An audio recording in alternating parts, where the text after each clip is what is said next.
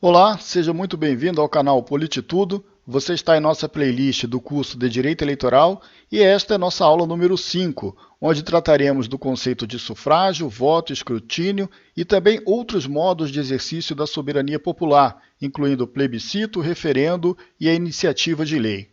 Fique conosco até o final desta aula. Aproveite para conhecer também as outras playlists do canal. Eu me chamo Luciano, sou especialista em Direito Eleitoral, graduado em Direito e Filosofia e mestrando em Filosofia Política. Vamos à aula de hoje?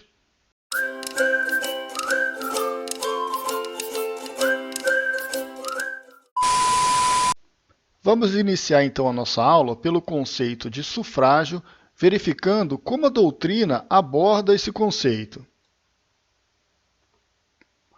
Olha, você tem aqui dois grandes doutrinadores que abordam esse conceito de sufrágio. E eu já coloquei aqui logo no início uma pergunta se o sufrágio é apenas o direito de votar e ser votado. Porque, como nós veremos, a doutrina se divide. Parte da doutrina, como é o caso desses dois grandes doutrinadores, tem um conceito bastante reduzido de sufrágio, mas que é importante vocês conhecerem, porque, infelizmente, parte das bancas de concursos e também da prática jurídica ainda leva em conta esse conceito. Veja o caso do Pedro Lenza, no seu livro Direito Constitucional, 25ª edição, que é a última disponível no mercado até o final de maio de 2021, que é quando este vídeo foi gravado. Ele diz o seguinte: sufrágio é o direito de votar e ser votado. Voto é o ato por meio do qual se exercita o sufrágio, ou seja, o direito de votar e ser votado. Então veja que aqui há uma identificação do conceito de sufrágio com votar e ser votado, como você pode ler na tela ou, se tiver a doutrina, consultar na própria doutrina.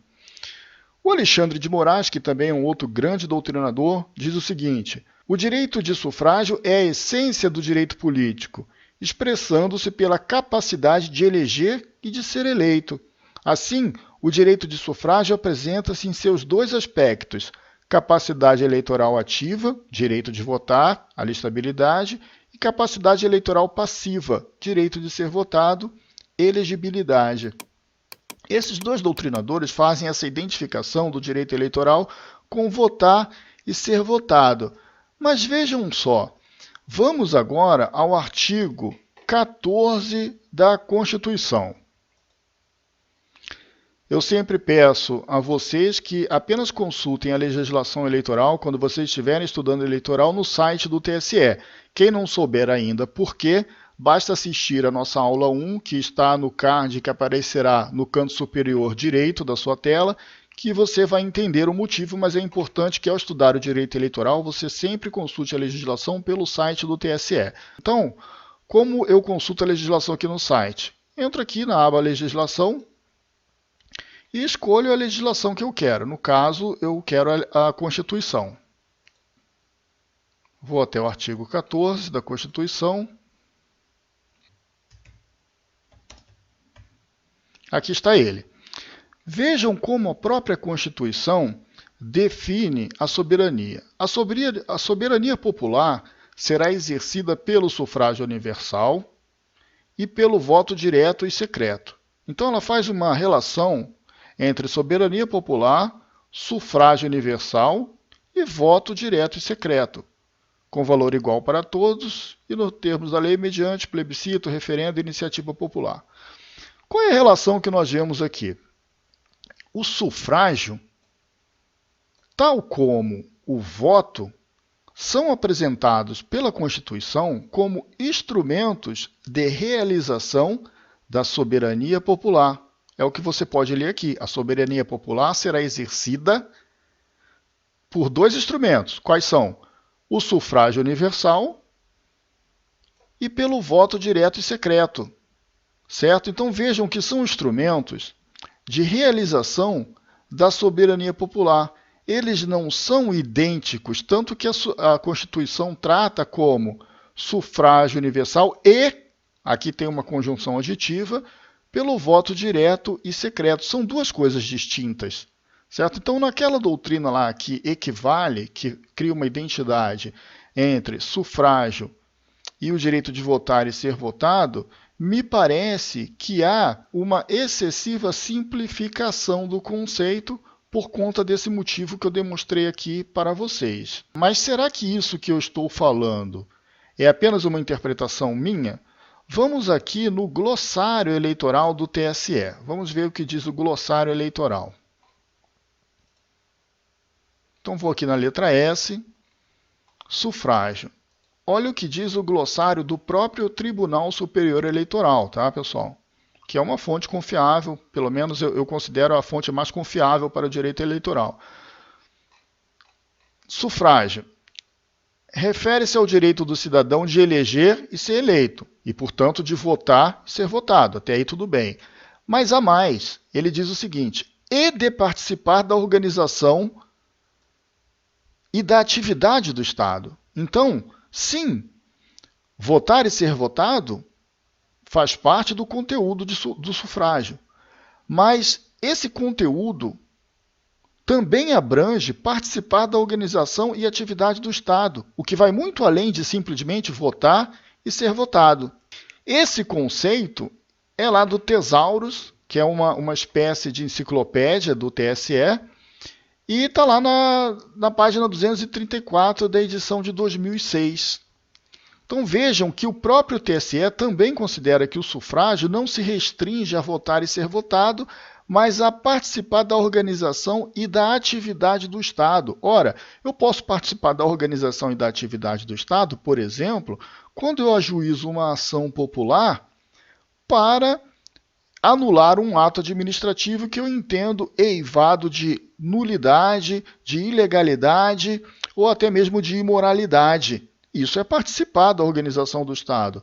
Eu posso participar da organização do Estado quando eu proponho um projeto de lei de iniciativa popular, quando eu faço uma manifestação pública, uma passeata, por exemplo. Eu não estou tentando convencer as pessoas que detêm poder de decisão a decidir de uma forma e de outra, e com isso eu não estou participando em alguma medida da organização do Estado também. Então, na verdade, o sufrágio, nesse conceito que nos apresenta aqui o TSE, no seu glossário eleitoral, ele vai além dessa mera identidade com votar e ser votado. Ele leva em conta todas as formas de participação política. Então vejam vocês aqui o conceito do TSE, olha lá, refere-se ao direito do cidadão de eleger e ser eleito, portanto, votar e ser votado, e de participar da organização da atividade do Estado, parte adicional do conceito, englobando todas as outras formas de participação política. Mas, além do artigo 14 da Constituição e do conceito exibido pelo TSE aqui no seu glossário eleitoral, a doutrina, ela ratifica esse conceito? Vamos verificar. Olha aqui, eu tenho o conceito do José Afonso da Silva, que é um grande doutrinador do direito constitucional. Todos que são do direito conhecem ele, já ouviram falar, já leram suas obras. Quem não é do direito, certamente em algum momento terá contato com a doutrina do José Afonso da Silva, que é uma doutrina muito rica e muito consultada no direito.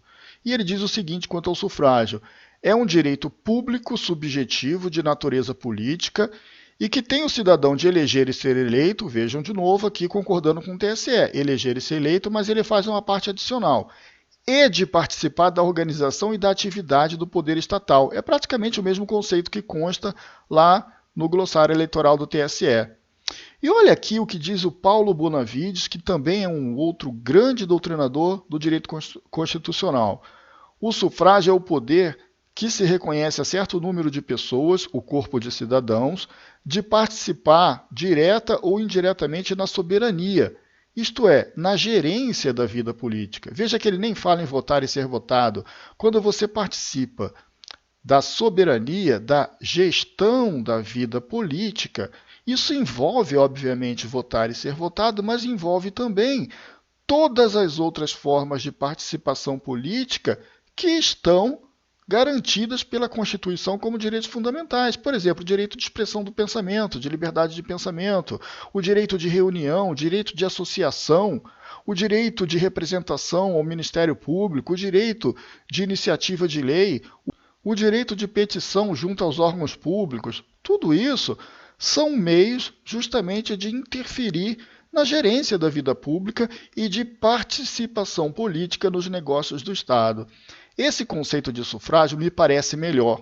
Ele é mais amplo, vai muito além de votar e ser votado, que infelizmente é o que acontece no Brasil.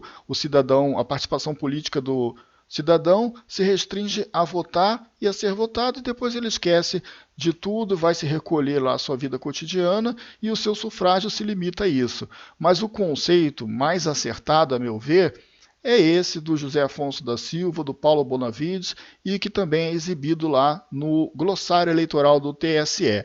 Só que é importante, é muito importante, que vocês conheçam ambos os conceitos. Porque, como eu demonstrarei para vocês daqui a pouco, eu vou apresentar daqui a pouco duas questões para vocês, onde em uma questão o primeiro conceito é cobrado como sendo correto, e na outra questão, o segundo conceito é cobrado como sendo correto.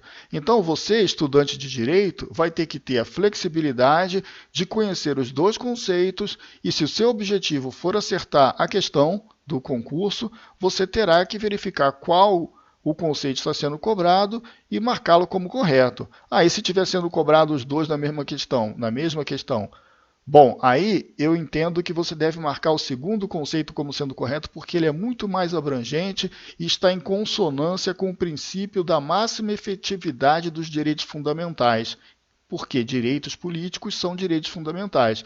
E o segundo conceito dá uma efetividade mais ampla a eles e, portanto, está em consonância com esse princípio da máxima efetividade. Mas dando continuidade aqui à nossa aula, e já apresentado o conceito de sufrágio, vamos então à classificação do sufrágio. O sufrágio, como sendo essa possibilidade ampla de participação nos negócios políticos do Estado, o que inclui votar e ser votado, mas também todas as outras formas, ele pode ser classificado tanto quanto à abrangência e quanto ao modo de exercício. Quanto à abrangência, ele pode ser universal e restrito. Bom, então vamos entender a classificação quanto à abrangência. Primeiro, vamos falar do sufrágio universal. É aquele que, apesar de depender do implemento de alguns requisitos, esses requisitos são universalmente alcançáveis. Por exemplo, a idade. No Brasil, existe uma idade mínima para votar e ser votado, por exemplo, que é 16 anos de idade para votar e 18 para ser votado. Mas veja que a idade é um requisito universalmente alcançável. Portanto, toda a doutrina classifica o nosso sufrágio como sendo o sufrágio universal, porque não há requisitos para o seu exercício que não sejam universalmente alcançáveis. E o sufrágio restrito, justamente, é chamado de restrito porque está condicionado a requisitos que não são universalmente alcançáveis. E esses requisitos, dependendo de quais forem, fará com que o sufrágio seja capacitário ou censitário. Capacitário quando esse requisito estiver relacionado a uma capacidade pessoal que não tem a ver com condição econômica. Por exemplo, sexo. Vamos lembrar que em uma determinada época, na história do Brasil, apenas os homens podiam votar. Então era um sufrágio restrito, capacitário, condicionado pelo sexo. Poderia também haver um sufrágio restrito capacitário condicionado, por exemplo, ao grau de escolaridade. Vamos imaginar que apenas as pessoas com nível superior pudessem votar. Essa condição de escolaridade, ela não é universalmente alcançável. Ela depende de outros fatores sociais. Então, esse sufrágio seria considerado restrito. Agora, quando essa restrição se dá por conta de uma condição econômica, aí a gente chama de sufrágio restrito censitário. Tá? O sufrágio, tanto capacitário quanto censitário, são restritos. A diferença é que a condição do sufrágio censitário é econômica e a do sufrágio restrito são outras condições pessoais que não seja a econômica. Vamos lembrar, por exemplo, da nossa Constituição de 1934, que dizia que os mendigos não podiam ter alistamento eleitoral, portanto, eles não poderiam votar e nem ser votado. Havia, neste caso, um sufrágio restrito censitário, porque discriminava pela condição econômica. No caso, os mendigos não podiam ter alistamento eleitoral, o que não existe hoje em dia, obviamente. E quanto ao modo de exercício, o sufrágio pode ser direto ou indireto. Sufrágio direto é quando a participação política se dá diretamente pelo próprio interessado. E o sufrágio indireto é quando essa participação ocorre por intermédio de prepostos, pessoas que são eleitas para falarem em nosso nome. Então não vamos confundir o sufrágio indireto com a votação direta, ou sufrágio direto com a votação indireta e vice-versa. Vejam, por exemplo, o caso da eleição para deputados federais ou estaduais. Nesse caso, há uma votação direta, você mesmo que vai lá e vota no deputado, e essa votação serve para quê? Para dar aplicação a um modo de sufrágio indireto, porque o deputado vai falar em seu nome, o deputado será o seu representante. Então não confunda votação direta com sufrágio direto. A votação direta que você faz quando elege um deputado, ela serve justamente para levar a uma forma de sufrágio indireto. Percebem a diferença? Então, pessoal, vamos agora tratar rapidamente, com a objetividade que convém, da diferença entre sufrágio, voto e escrutínio, que muita gente confunde e erra questões por conta disso. Muita gente boa aí, que já está até experiente no direito, confunde sufrágio, voto e escrutínio.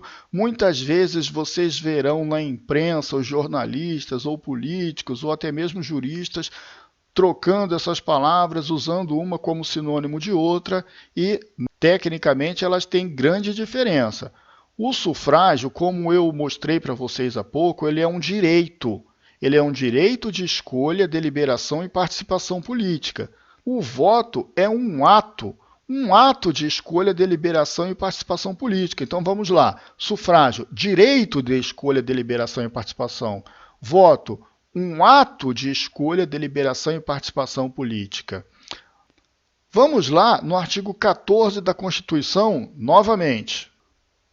Conforme nos informa aqui o artigo 14, o voto ele é direto, secreto e com valor igual para todos. Portanto, vejam que a nossa Constituição, no que tange ao voto, não impõe a obrigatoriedade, impõe apenas que ele seja direto, secreto e igual para todos. Não pode ter voto com pesos diferentes. Digamos que o sufrágio fosse universal, todos pudessem participar, mas quem tivesse curso superior, por exemplo, o voto teria um peso 2 e quem tivesse apenas o ensino fundamental, um peso 1. Isso não pode acontecer, o voto tem que ter valor igual para todos. Mas a obrigatoriedade do voto não é prevista na Constituição. Bom, onde está prevista, então, a obrigatoriedade do voto? Vamos ao Código Eleitoral, no artigo 6º. É aqui no Código Eleitoral, no artigo 6º, que você encontra o seguinte: o alistamento e o voto são obrigatórios para os brasileiros de um e outro sexo.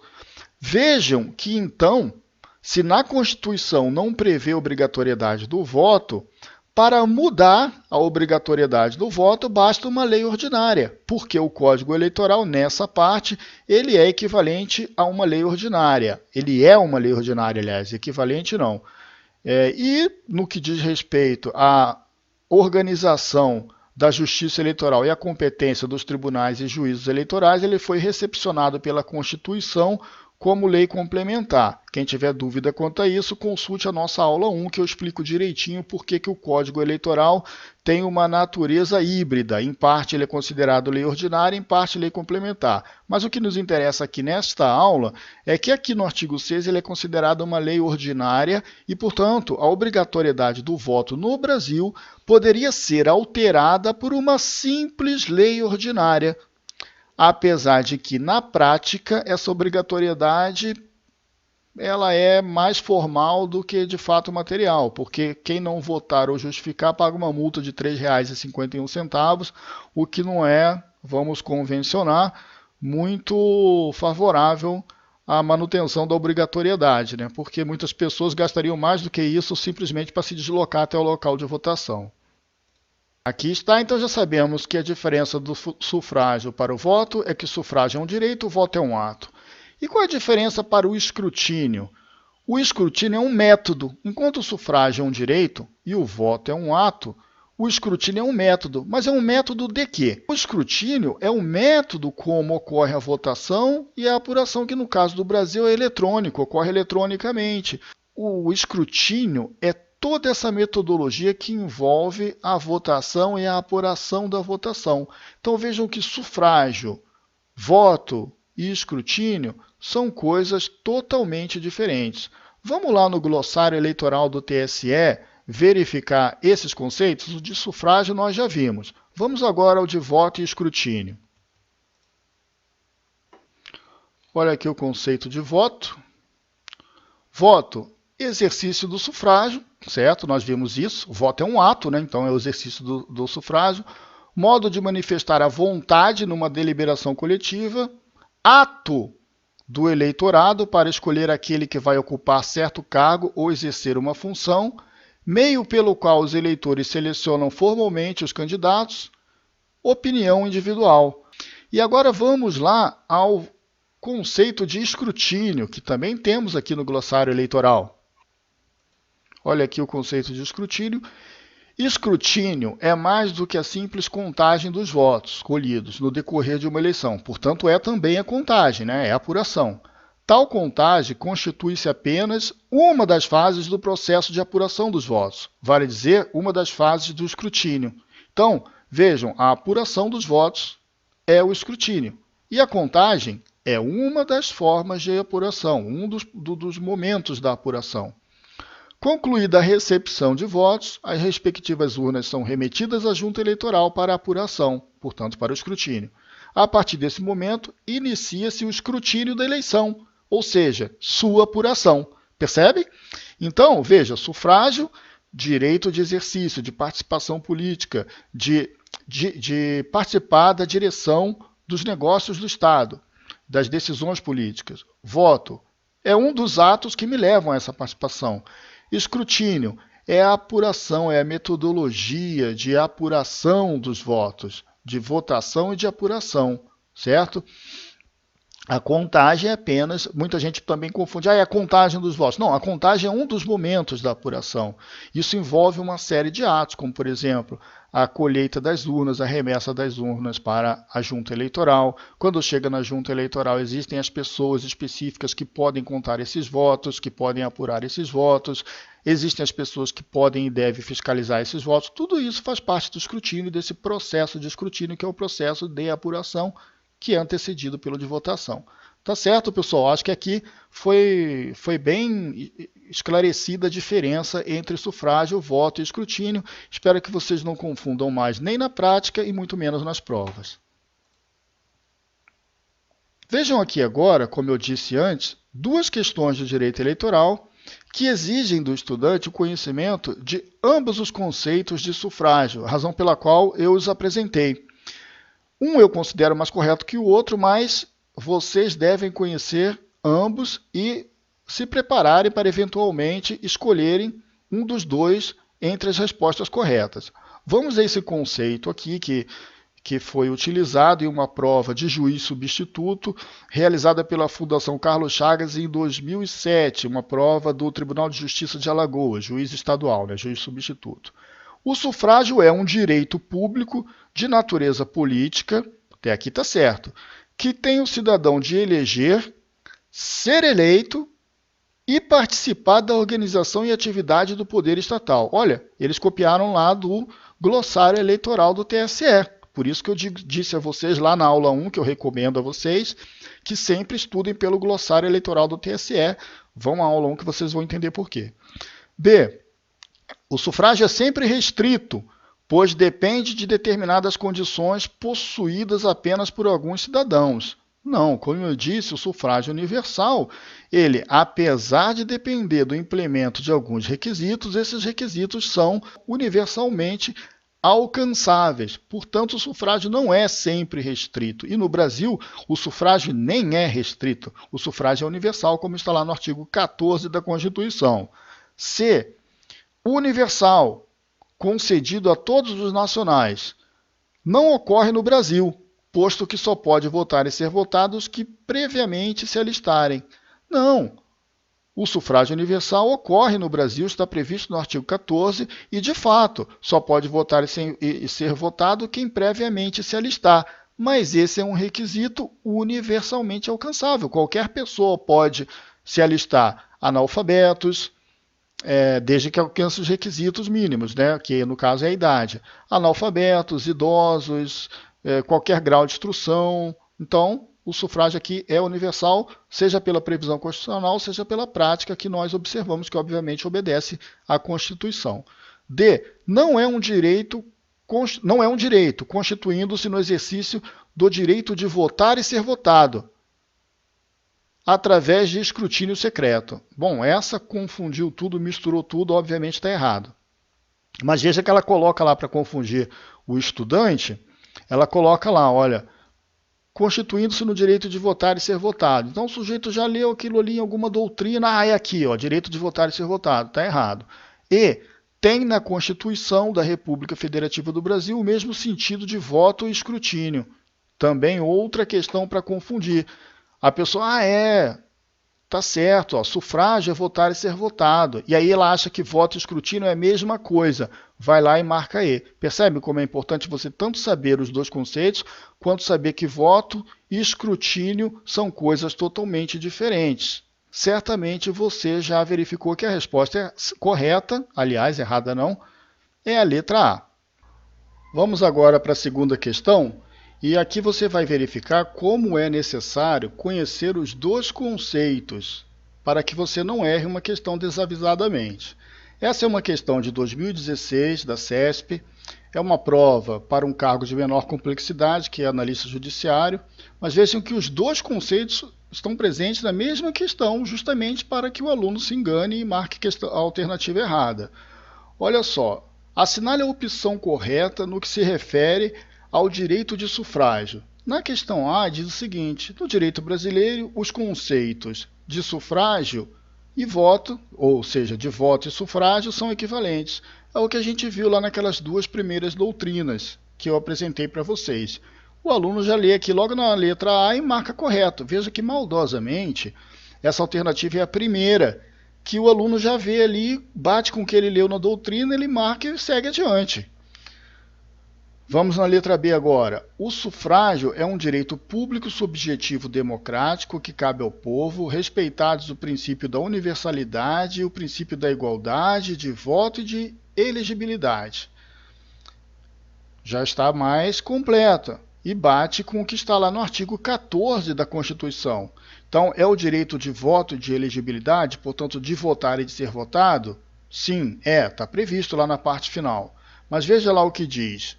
Um direito público subjetivo democrático, né? A democracia é justamente o direito de participação de todos do povo, que cabe ao povo, respeitados os princípios da universalidade e o princípio da igualdade de voto e de elegibilidade, um conceito bem mais amplo e completo. C. O direito de sufrágio ativo não é pressuposto do direito de sufrágio passivo. Sufrágio ativo é o direito de votar. Sufrágio passível de ser votado. Só pode ser candidato, portanto ser votado, quem pode ser eleitor. Isso nós veremos em aulas futuras, mas essa questão aqui está errada, porque aqui está dizendo que não é pressuposto e é sim, é pressuposto. D. Da obrigatoriedade do voto, determinada pela Constituição Federal, eu acabei de mostrar para vocês que a obrigatoriedade do voto não é determinada pela Constituição, e sim pelo Código Eleitoral, pelo artigo 6º, decorre para o eleitor o dever jurídico de emitir o seu voto. Está errada porque a obrigatoriedade do voto não é determinada pela Constituição. Alternativa E. A liberdade do voto manifesta-se pela preferência a um candidato, mas não pela anulação do voto ou pela opção de depositar a cédula em branco na urna.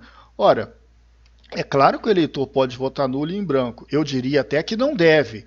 E mais para frente, no nosso curso, nós entenderemos por que é um grande desserviço votar em branco ou nulo. Você diminui o quociente eleitoral e com isso você diminui o quociente partidário, fazendo com que pessoas sejam eleitas com um número menor de voto, o que facilita muito a vida de quem compra voto depende de currais eleitorais. Mas isso nós vamos ver no momento adequado. Mas o fato é que apesar de o voto branco e nulo causar esses problemas, ele é permitido pela legislação, ele é uma manifestação legítima.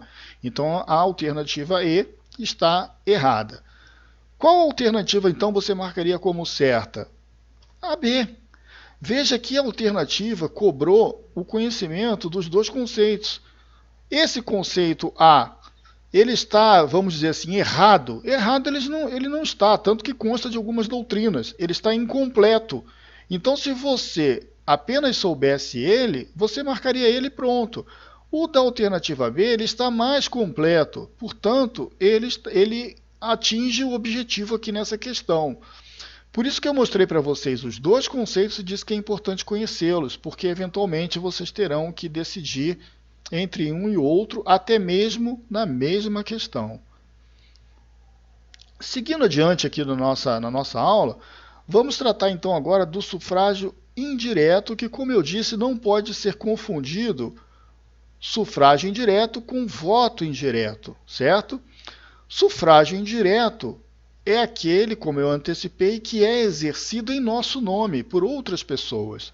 É o caso dos parlamentares, dos deputados estaduais, dos deputados federais, dos vereadores, dos senadores, que exercem opções políticas, escolhas políticas, representando o povo, ou no caso dos senadores, o Estado, de modo indireto, certo? Quando ele fala lá, é como se eu que o elegi estivesse falando. É como se ele estivesse verbalizando a minha voz. Portanto, esta é uma forma indireta de sufrágio.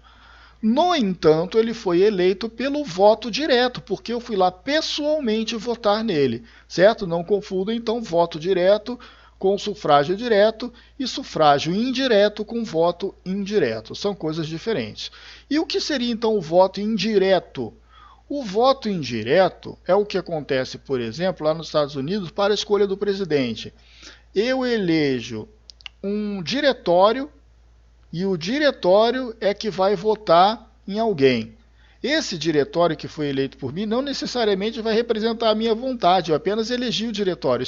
Quando chegar lá, ele não tem vínculo nenhum comigo. Ele é que vai votar de modo indireto em alguém. Por exemplo, o voto indireto que acontece, a eleição indireta que acontece para presidente da República, no caso de vagar os cargos de presidente e vice nos últimos 2 anos do mandato.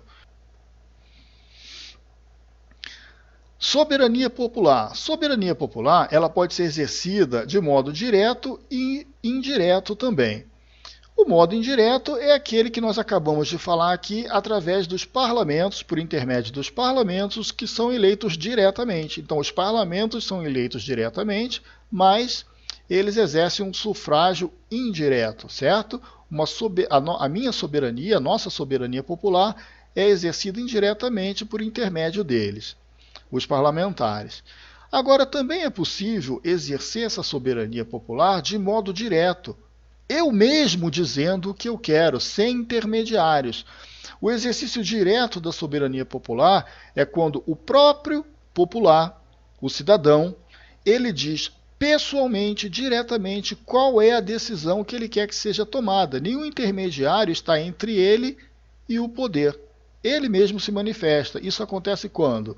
No plebiscito, no referendo e na iniciativa de lei. Vamos então caso a caso, estudar esses institutos. O que tem de comum, não é? No plebiscito e no referendo? Ambos existem para tratar de matéria de acentuada relevância de natureza constitucional, legislativa ou administrativa. Então, veja bem, isso sempre cai em prova. Tanto o plebiscito quanto o referendo podem tratar de matéria de natureza administrativa, legislativa ou constitucional, certo? O plebiscito e o referendo têm características diferentes, embora eles tenham em comum esse requisito de aplicação, que é tratar de matérias de acentuada relevância, de natureza constitucional, legislativa ou administrativa, ele tem também questões divergentes, características divergentes.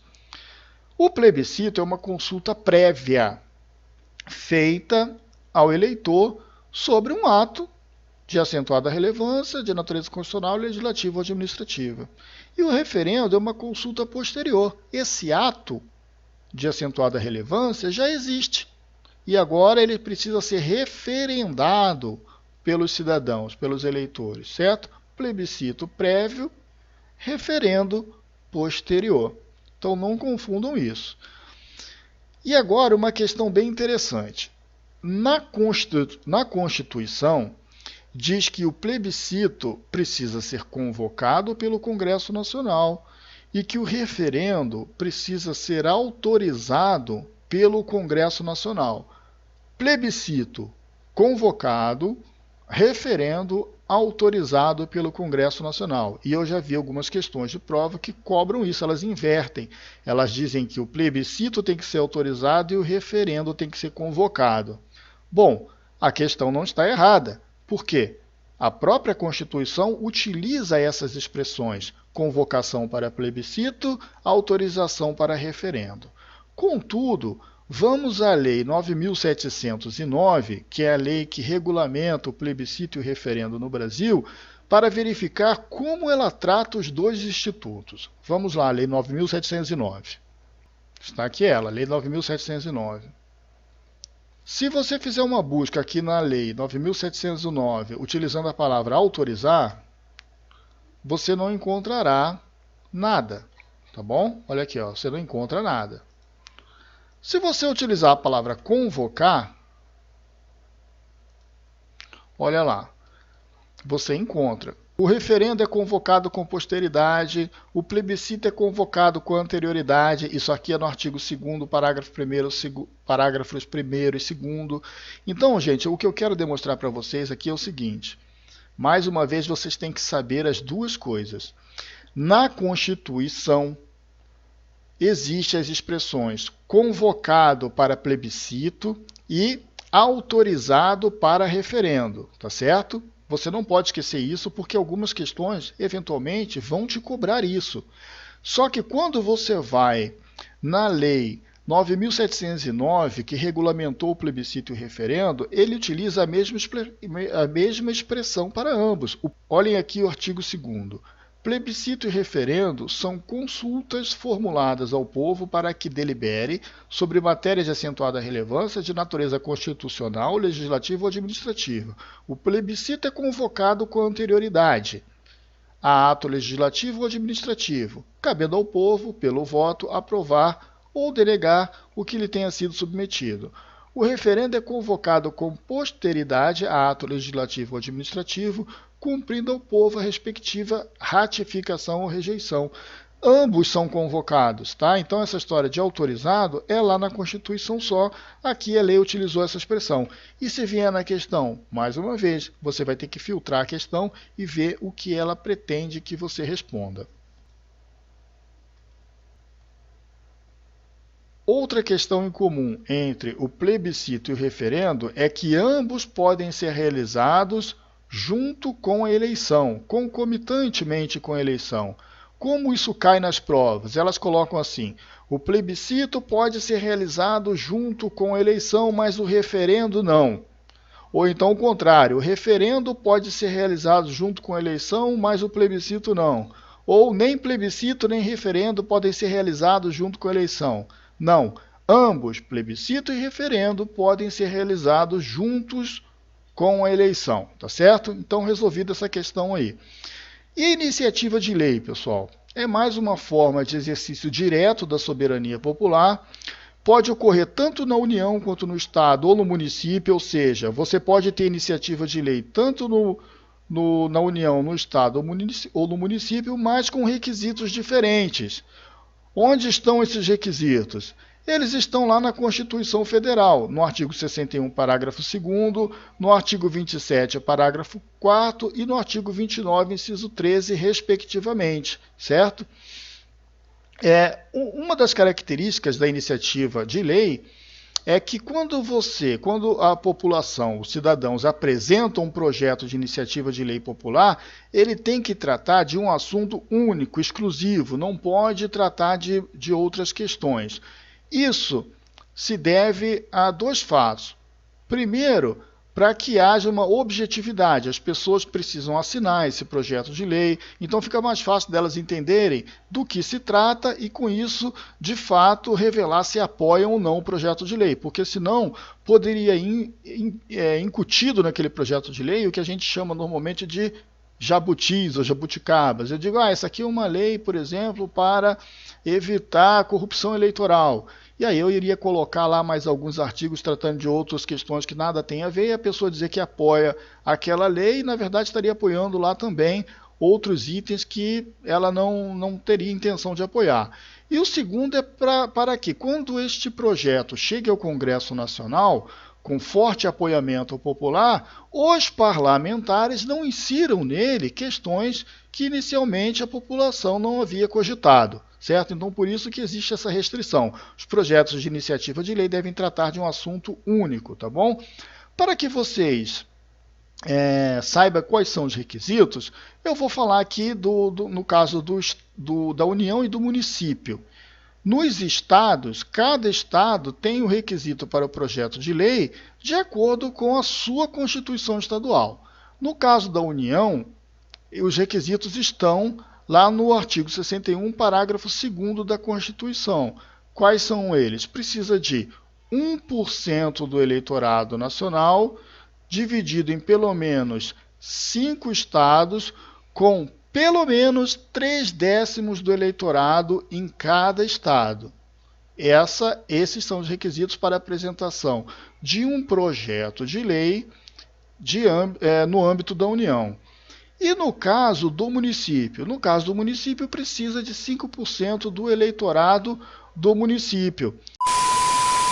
Ainda há duas outras questões muito interessantes sobre a iniciativa popular de lei. A primeira delas é que essa iniciativa não pode ser rejeitada por vício de forma. Ora, obviamente, ela será realizada por populares, por pessoas que, em princípio, são leigas em direito e, sobretudo, no processo legislativo. Então, eventualmente, ou muito provavelmente, o projeto de iniciativa de lei popular chegará à Câmara dos Deputados, que é onde ele precisa ser apresentado, com vícios de forma. Portanto, a Lei 9.709 previu que esse projeto não pode ser rejeitado por conta desses vícios, que devem ser sanados pelo órgão competente da Câmara dos Deputados, para que, após esse saneamento, dê-se seguimento ao projeto de lei de iniciativa popular. E, por último, a última questão relevante e interessante sobre a iniciativa popular de lei é que existe uma divergência doutrinária se é possível ou não apresentar projeto de iniciativa de lei para emendas constitucionais. A corrente majoritária segue a literalidade da Constituição e entende que não é possível, que só é permitido apresentar projetos de fato de lei, lei complementar ou lei ordinária. E existe uma corrente minoritária que interpreta no sentido de ser possível também a apresentação de emendas constitucionais por intermédio dessa prerrogativa da iniciativa popular de lei. Vamos voltar então para a nossa apresentação. Eu trouxe aqui para vocês mais algumas questões que entendo ser de interesse para a fixação do conteúdo. A primeira é aqui da Fundação Carlos Chagas, uma prova de 2009 para analista judiciário. Vou ler a questão. Com relação aos direitos políticos, a soberania popular será exercida pelo sufrágio universal e pelo voto direto e secreto com valor igual para todos e nos termos da lei mediante 1. Plebiscito, 2. Referendo, 3. Prévia aprovação do Ministério Público, 4. Prévia aprovação do Poder Judiciário. E aí pergunta quais os itens estão corretos. Por tudo que nós vimos aqui na aula até agora, É óbvio que os itens 3 e 4 estão incorretos, de modo que só nos resta como corretos os itens 1 e 2. E a resposta, obviamente, é a letra A. E a segunda, essa aqui da VUNESP, uma prova para juiz estadual do Tribunal de Justiça do Mato Grosso, juiz substituto, né, a versão 1 da prova. O sufrágio é um direito público subjetivo exercido por meio, o sufrágio, da eleição, do plebiscito, do referendo e da iniciativa popular. B. Do Tribunal Superior Eleitoral, dos Tribunais Regionais Eleitorais. Ora, aqui já podemos descartar, porque o sufrágio é o quê? O sufrágio é um exercício da soberania popular, então ele não é exercido por tribunais. C. Do alistamento eleitoral, do sistema eleitoral, do voto secreto, da representação proporcional, não tem nada a ver. O alistamento eleitoral é um requisito para o exercício do sufrágio. Os sistemas eleitoral, voto secreto, a representação proporcional, isso aí são coisas da legislação, são aspectos da legislação que nada tem a ver aqui com o exercício do sufrágio. D. Da propaganda eleitoral gratuita do sistema eletrônico de votação, também não tem absolutamente nada a ver. E. Do ato de votar, da impugnação dos registros de candidaturas, da impugnação dos votos apurados e do recurso dos resultados do pleito. Não, né, gente? Isso aí até pode, eventualmente, configurar um ato de participação política, mas veja, o sufrágio é universal. Então, por que nem tudo aqui é ato de sufrágio? O ato de votar, de fato, ele é universal. Agora, impugnação dos registros de candidatura. Como nós vamos ver, os registros de candidatura, eles só podem ser impugnados por pessoas específicas.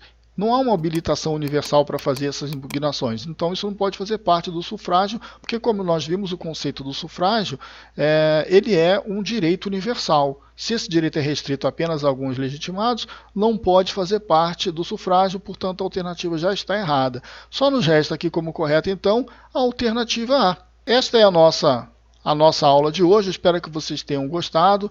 Deixem nos comentários as suas dúvidas, sugestões e até a próxima aula. Eu convido vocês novamente a conhecer as outras playlists do canal, curta e compartilhe esse vídeo.